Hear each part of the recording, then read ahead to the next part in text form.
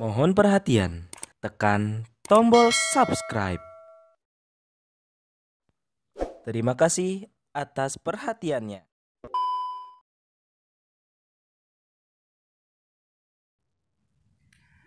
Assalamualaikum warahmatullahi wabarakatuh. Saya Yadi Muhammad, driver online Depok.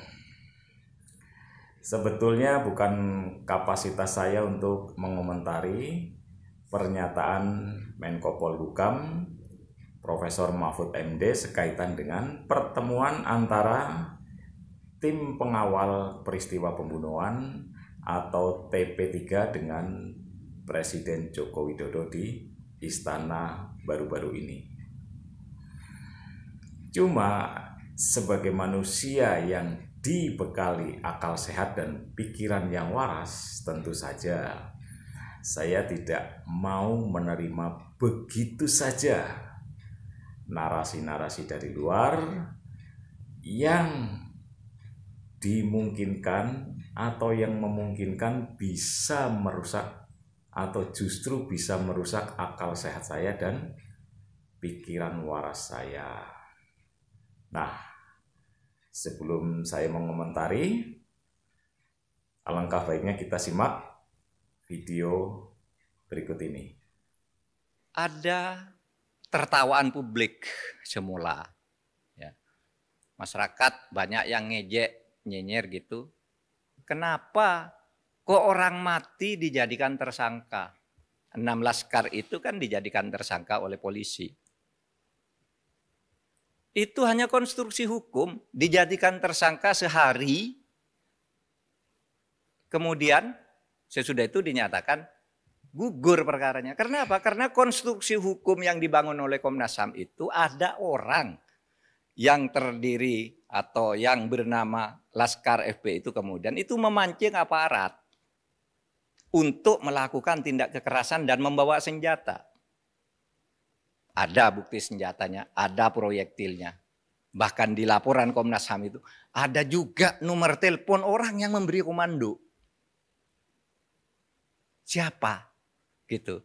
Nah, oleh karena sekarang 6 orang terbunuh ini yang kemudian menjadi tersangka, dicari pembunuhnya, maka dikonstruksi dulu dia tersangka karena dia memancing aparat untuk melakukan tindak kekerasan dengan membawa senjata.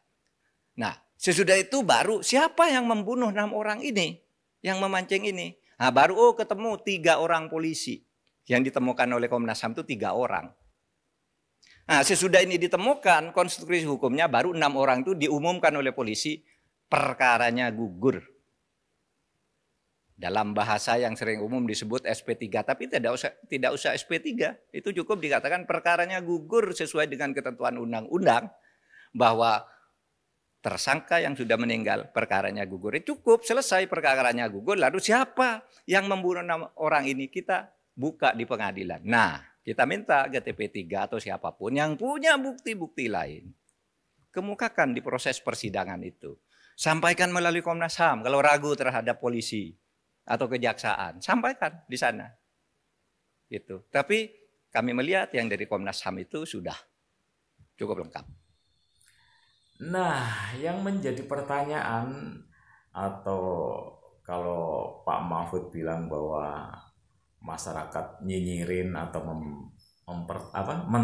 mentertawakan, itu ya wajar karena dari awal peristiwa penembakan terhadap 6 laskar ini sampai hari ini narasinya yang dibangun selalu berubah. Kita masih ingat kan begitu rilis oleh Polda Metro Jaya katanya ada perebutan senjata. Nah, kemudian Pak Mahfud bilang tadi sesuai dengan konstruksi yang dibangun oleh Komnas HAM, 6 laskar tadi membawa senjata. Di sini aja sudah bingung masyarakat. Jadi kalau mau marah pada siapa? Ya paling pelampiasannya hanya mentertawakan. Ya jangan baper lah begitu, ya kan? Nah, kemudian juga ada perbedaan status dari mulai rekonstruksi yang digelar oleh pihak kepolisian. Kita tahu bahwa status 6 laskar FPI yang ditembak mati oleh polisi itu statusnya saat rekonstruksi adalah status pelaku. Nah, kok sekarang berubah menjadi tersangka? Ya ini mungkin hasil referensi atau hasil temuan dari Komnas HAM. Ya kan, ya. Lagi-lagi saya tidak akan memasuki wilayah itu, cuman kita menjadi heran. Apakah suatu saat nanti 6 laskar ini akan memiliki status baru lagi, yaitu sebagai terpidana yang harus dieksekusi dengan hukuman misalnya 15 tahun penjara atau 3 tahun penjara atau mungkin dihukum mati, gitu kan? Jadi ya yang membuat kita jadi tertawa lah, ya kan? Ada tertawaan publik semula, ya. Masyarakat banyak yang ngejek, nyinyir gitu.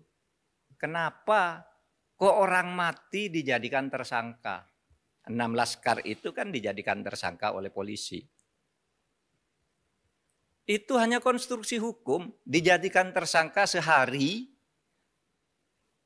kemudian sesudah itu dinyatakan gugur perkaranya. Karena apa? Karena konstruksi hukum yang dibangun oleh Komnas HAM itu ada orang yang terdiri atau yang bernama Laskar FPI itu kemudian itu memancing aparat untuk melakukan tindak kekerasan dan membawa senjata. Ada bukti senjatanya, ada proyektilnya. Hati-hati nih, bisa menjadi presiden buruk di kemudian hari. Kalau kita cermatin dari narasi yang dikemukakan oleh Mahfud MD, seolah-olah pemerintah itu memberi ruang atau membenarkan tindakan kekerasan yang dilakukan oleh polisi terhadap 6 laskar FPI. Iya kan? Kan 3 polisi yang untuk sementara 3 ya. Ya mungkin nanti bisa berkembang menjadi 9 polisi atau berapalah, saya nggak tahu. Tapi untuk sementara yang dilakukan oleh 3 polisi yaitu melakukan penembakan terhadap 6 laskar FPI ini kan karena terpancing. Ya kan? Terpancing oleh 6 anak muda tadi. Apa iya dengan mudahnya petugas bisa melakukan tindak kekerasan hanya gara-gara terpancing? Hati-hati nih. Jadi ya tolonglah, kalau memberi narasi itu ya yang bisa membuat kita adem. Jangan akhirnya kita jadi was-was lagi nih.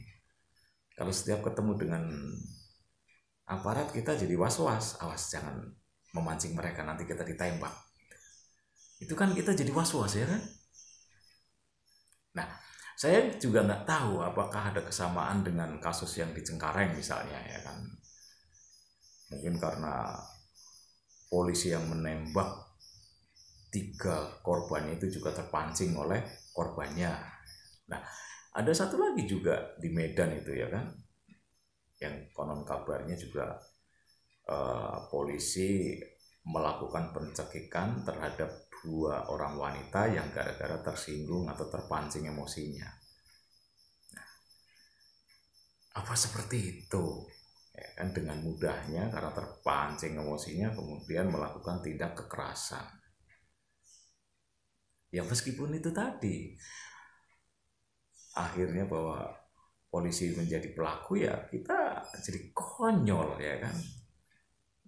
Ya kan, kita jadi was-was, awas ketemu polisi nanti kalau jangan sampai kita memancing mereka kalau kita tidak mau konyol atau mati konyol ya kan.